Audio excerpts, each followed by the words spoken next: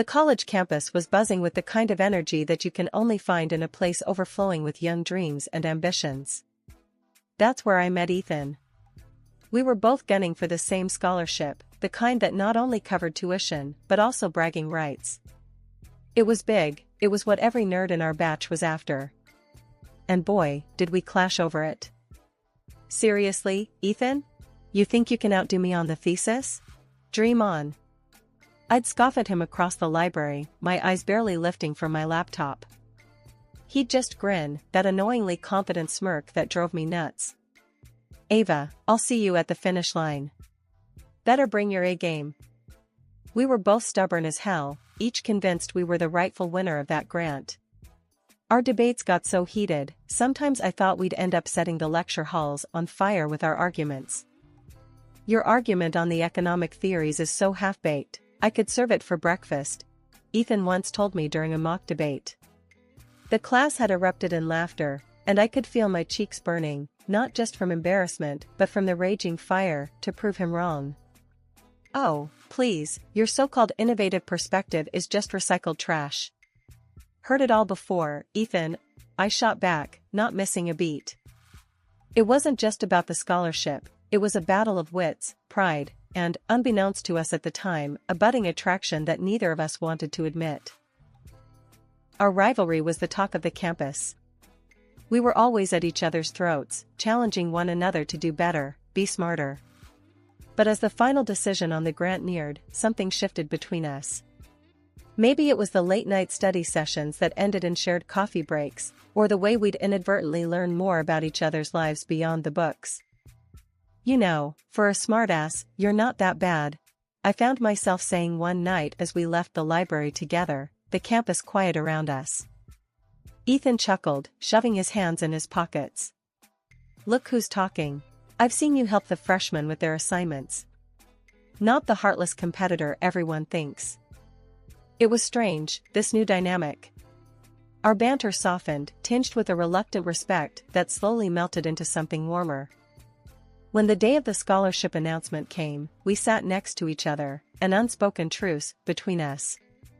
May the best man, or woman, win, Ethan whispered, his hand brushing mine. I remember the rush of emotions when they called my name. But what stood out more was the genuine smile on Ethan's face. Guess you were the best man after all, he said, his laughter mingling with mine. From that day forward, our relationship took a new turn. We were still competitive, but it was different. We challenged each other to be better, supported each other's dreams. Our arguments turned into discussions, our banter into inside jokes. And somewhere along the line, we stopped being rivals and started being something more. Moving in together was the easiest decision we'd ever made. It felt like the natural next step, a testament to how far we'd come from those two hot-headed students who couldn't stand to be in the same room unless it was to argue over academic theories.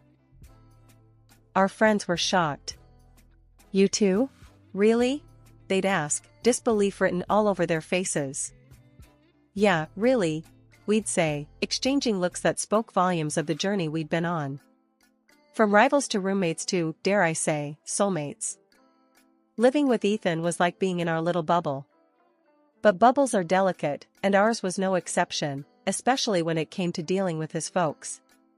Martha and John were as traditional as they come, and our choice to live together without the whole marriage shebang didn't sit well with them.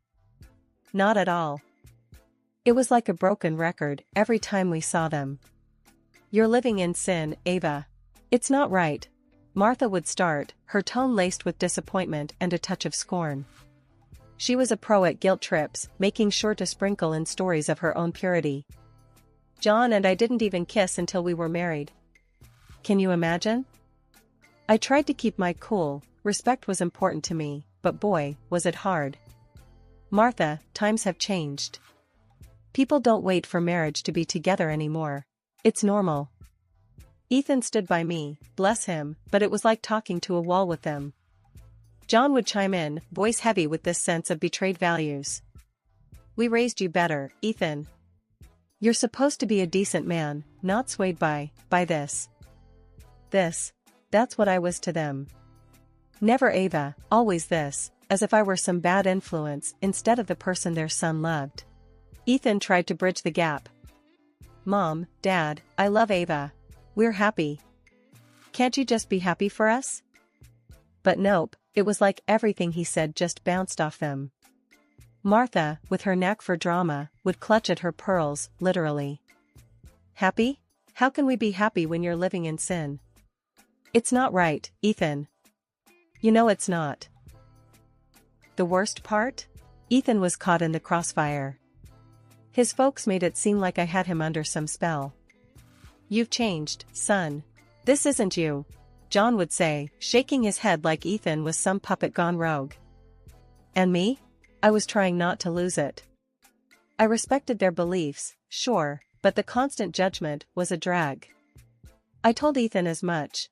"I get where they're coming from, but I'm not the enemy here. We're just living our lives." "I know," he'd sigh, looking like he was carrying the world on his shoulders. "It's just, they're my parents. I wish they could see how good we are together." In the end, it felt like we were stuck in this loop. Us trying to live our lives, them seeing it as some personal affront.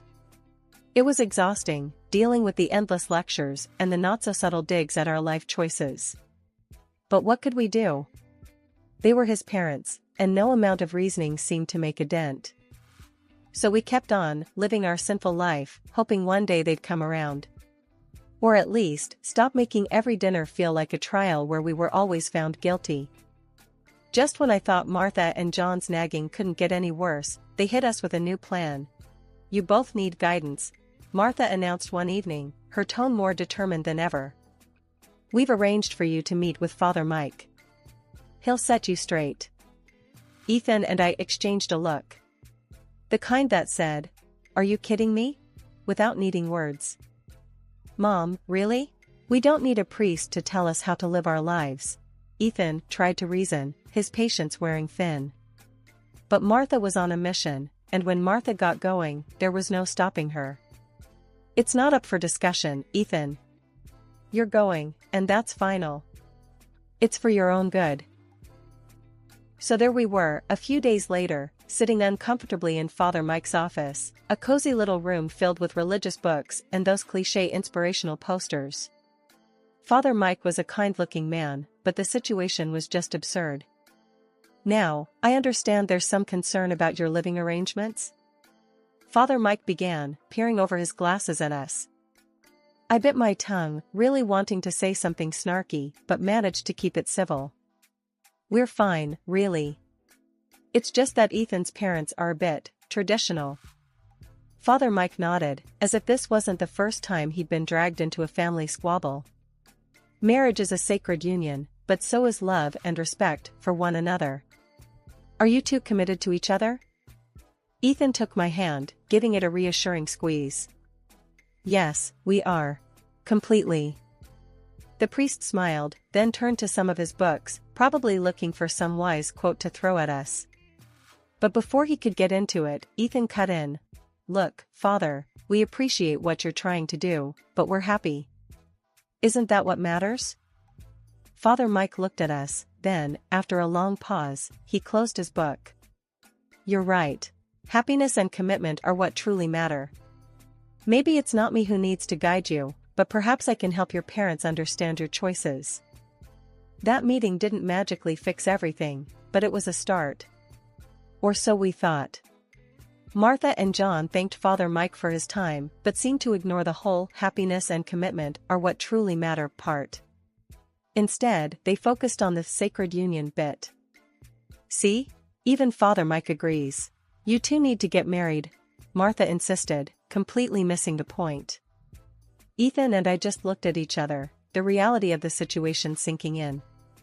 No matter what we did, it seemed like his parents would never be satisfied. It was like banging our heads against a brick wall. "Let's just get married and get it over with," I muttered to Ethan on our way home, half joking, but also half desperate for some peace. Ethan sighed, the weight of the world on his shoulders. "I'll do anything if it means they'll finally leave us alone." Little did we know, that decision to give in would open a whole new can of worms. But at that moment, all we wanted was a break from the constant pressure. If a wedding was what it took, then so be it. The wedding was something straight out of a fairy tale, or so I thought.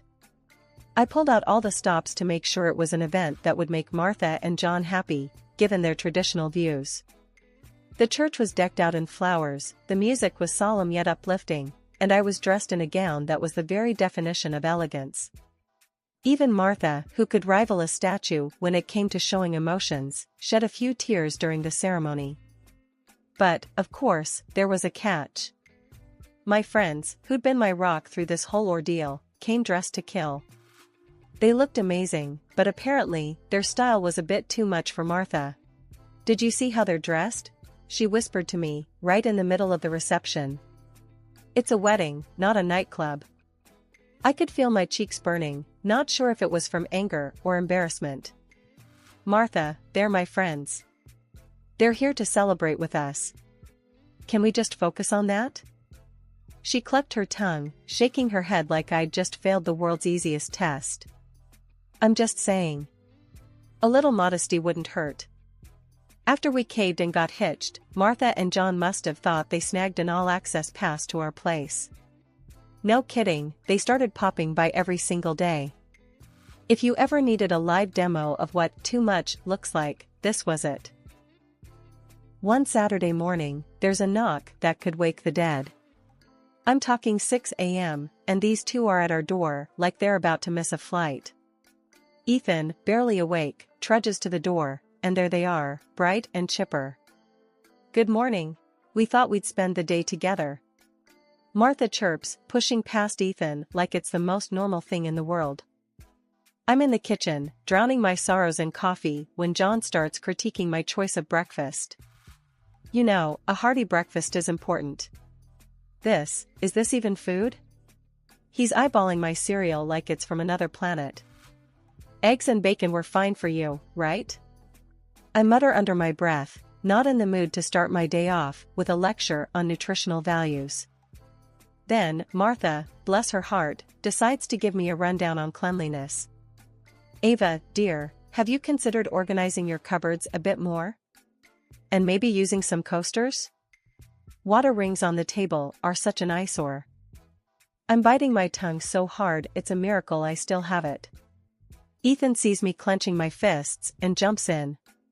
"Mom, Dad, you know, we really appreciate your visits, but maybe we could do with a bit of space?" You'd think he'd ask them to move to Mars by the looks on their faces. "Space? But we're family.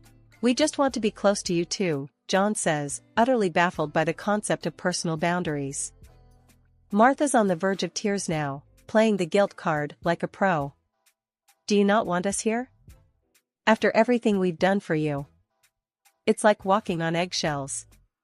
You try to set some ground rules, and suddenly you're the villain in their soap opera. I hit my breaking point on a Thursday evening, the kind that started with the same old surprise visit from Martha and John and ended with me locking myself in the bathroom, just to get a minute of peace. "This has got to stop," I muttered to Ethan as we lay in bed, the moon casting a soft glow through our window. "Your folks are driving me nuts. It's like we're living in a reality show, but there's no escaping the cameras." Ethan, looking as worn out as I felt, let out a long sigh. "I know, babe. It's getting to me too. What do we do, though? They're my parents." But this is our home. We can't keep living like this," I shot back, my frustration bubbling over. "We need space. Real space. Maybe we should move. Like, actually move." Ethan propped himself up on one elbow, eyeing me like I'd just suggested we join the circus. "Move? Like, pack up everything and just go?" "Why not?" I was half serious, half desperate. "Your parents can't drop by if we're not here, right?" The idea seemed radical, even to me, but the more we talked about it, the less crazy it seemed. We started to imagine a life where dinner wasn't interrupted by unannounced visits or our weekends weren't planned around avoiding his parents. "Okay, let's say we do this. Where would we go?" Ethan asked, the gears in his head turning. "I don't know. Somewhere close enough to keep our jobs but far enough that it's not just a hop, skip, and a jump for your mom and dad, I suggested, warming to the idea. The decision felt right, almost liberating. We started house hunting online, looking for a place that could be our fresh start, far away from unannounced morning visits and constant criticism. It wasn't long before we found it, a cozy little house in a neighboring city. It was perfect, and the best part? I could buy it with the money I'd inherited from my grandmother. This wasn't just a new house, it was a statement. My money, my rules. A fresh slate on our terms. They're going to flip, Ethan said, dreading the conversation. Mom's going to think we're abandoning them. Maybe, I conceded, but we're not doing this to hurt them. We're doing it for us, for our sanity. They'll just have to understand. The conversation went as well as we'd feared. There were tears, accusations, and a lot of guilt being thrown around. But we stood our ground, knowing this was the right move for us. We did it, I said to Ethan as we signed the papers, the weight of the world lifting off our shoulders. The move was hectic, filled with boxes and goodbyes and the promise of peace. We kept our jobs, commuting a bit further than before, but every mile was worth it for the tranquility that greeted us at the end of the day. Our new life in the neighboring city was everything we'd hoped for. We fell back into our old rhythms, enjoying the quiet and the privacy we'd missed so much. The in-laws? We kept in touch through the internet, a safe buffer that allowed us to control the narrative and the visits. It was a compromise, but a necessary one. Our calls were polite, the conversations brief and infrequent, but it was enough to keep the peace. Just when Ethan and I thought we'd found our slice of peace in the new city, life decided to throw us a curveball. It was a quiet Sunday morning, the kind where you just want to laze around and enjoy the calm. That's when the doorbell rang, shattering the silence. Who could that be? I murmured, not expecting anyone. We weren't exactly social butterflies, especially not here, not yet. Ethan shrugged, equally puzzled, and strolled over to the door. When he opened it, his puzzled look morphed into outright disbelief. There, on our doorstep, stood Martha and John, each with a suitcase bigger than the last time they'd criticized our breakfast choices. Surprise! Martha exclaimed, her smile wide enough to split her face. John just nodded, his usual taciturn self, but even he seemed to wear a small grin. How did you? Why? Ethan's eloquence was gone, replaced by staccato confusion. We've decided to move in. Martha declared as if announcing they'd won the lottery. It's time we all lived together, as a family should. My mind raced. This had to be a joke, a very bad one. Move in? With us? I echoed, hoping I'd misunderstood. Yes, dear. We sold our house. We're here to stay, Martha said, pushing past Ethan, making herself at home as if she hadn't just dropped a bombshell on our doorstep. Ethan and I exchanged a look of sheer panic. You can't just decide to move in with us, I managed to say, finally finding his voice. Martha and John weren't just shocked at our refusal, they were outraged.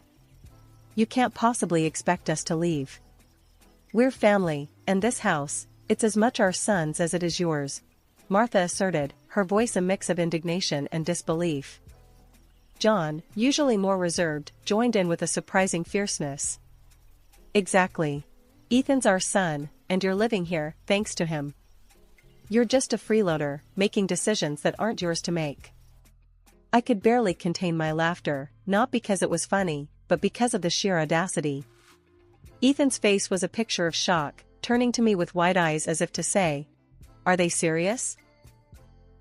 Hold on a minute, I said, still chuckling as I went to retrieve a folder from our home office. I flipped it open to a very important document, the deed to the house. I made sure they could see it clearly. See this? This house was bought with the money I inherited from my grandmother. I am the sole owner. So, actually, it's entirely up to me who lives here. And you, I pointed squarely at Martha and John, are not staying. Martha's mouth opened and closed like a fish out of water, while John's face turned a shade of red I hadn't seen before. Ethan stepped beside me, a proud yet stern look on his face. You heard her. Ava bought this house. Not me, not us, Ava. And we've decided together that moving in uninvited isn't an option. After I dropped the bombshell about owning the house, Martha tried to play her final card, all but declaring squatters' rights on account of Ethan living with me. He's our son. We have every right to be wherever he is. We're family, and that means we stay together, she announced, puffing up like a peacock. I couldn't help it, a laugh escaped me before I could clamp it down. This was it, the moment I'd been keeping close to the chest for just such an occasion. Well, here's a fun fact for you, I said, the smile on my face growing wider by the second. Ethan and I? We're not actually married. Not legally, anyway. The wedding was for show, to get you off our backs about living in sin. The look on Martha and John's faces? Priceless. Like they'd swallowed lemons whole. What do you mean not married? That whole ceremony. Martha's voice trailed off, her brain unable to compute. Yep, a ceremony without the paperwork. So, technically, you're not my in-laws. And this, I gestured around, is my house. Ethan's just living with me. My rules, my decision who stays and who goes. John's face went through 50 shades of red, anger, and embarrassment battling for dominance. You can't just, that's not how things are done. Ethan stepped up then, his tone steady but firm. Mom, Dad, I love Ava. And I'm tired, so tired, of the way you've treated us, her especially. We did what we had to live our lives on our terms. It's time you went home. Martha, not one to go down without a fight, turned her frustration into a weapon. Ethan, you listen here. You're going to leave this woman and come with us. She's tricked you, manipulated you. But Ethan was unmovable, a rock in the storm. No, Mom. I'm staying. With Ava. I love her, even if we're not married by your standards. It's my life, our life, and it's time you respected that. The standoff in our living room was tense, a silent battle of wills. But in the end, Martha and John had no choice but to leave, their departure a mix of rage and disbelief. As the door closed behind them, the silence that settled was profound, a mix of relief and the sobering realization of the bridge we'd just burned. Ethan and I looked at each other, a single thought between us, no matter what, we were in this together. After Martha and John huffed out of our place, tails between their legs, word got around through the grapevine that their big move was all a bluff. They never sold their house, it was just a ploy to muscle in on us, thinking they could pull one over and make themselves comfy at our expense. Can you believe that? The nerve of some people. But hey, here we are, still in our own little slice of heaven, shaking our heads at the whole mess. Can you imagine if they actually had sold their house? I said to Ethan one evening, the two of us sprawled out on the couch, enjoying the peace and quiet. Ethan chuckled, a deep, hearty sound that filled the room. That would have been a disaster. Good thing they're too attached to their precious home to actually go through with it. We got to talking about the future, just the two of us, figuring out where we go from here. So, what do you think about making it official, after if we're lucky enough to have a kid? Ethan asked, a bit hesitantly. I thought about it, turning the idea over in my mind. I guess. Might make things simpler, paperwork-wise. But I don't need a piece of paper to tell me I'm yours. Yes, I feel the same. It's just us, Ava. Always has been, always will be. Screw anyone who thinks they can dictate how we live our lives, Ethan said, his voice firm with conviction. It was settled then. We'd cross that bridge when we came to it, but for now, we were content. Just Ava and Ethan against the world, no legal documents needed to validate what we had. Our love was the real deal, stamps in the passports or not. And as the days turned into weeks, and the weeks into months, that feeling of us against the world only grew stronger. We were a team, and nothing, not even sneaky in-laws with their bizarre schemes, could tear us apart. As for Martha and John, well, they kept their distance. Maybe they learned their lesson, maybe not. But one thing was for sure, Ethan and I were untouchable, living our lives on our own terms, in our own time. The future looked bright from where we were sitting, a blank canvas ready to be filled with love, laughter, and maybe, just maybe, the pitter-patter of tiny feet. But until then, we were just fine, enjoying the peace, thankful for every quiet moment we had together in our little sanctuary.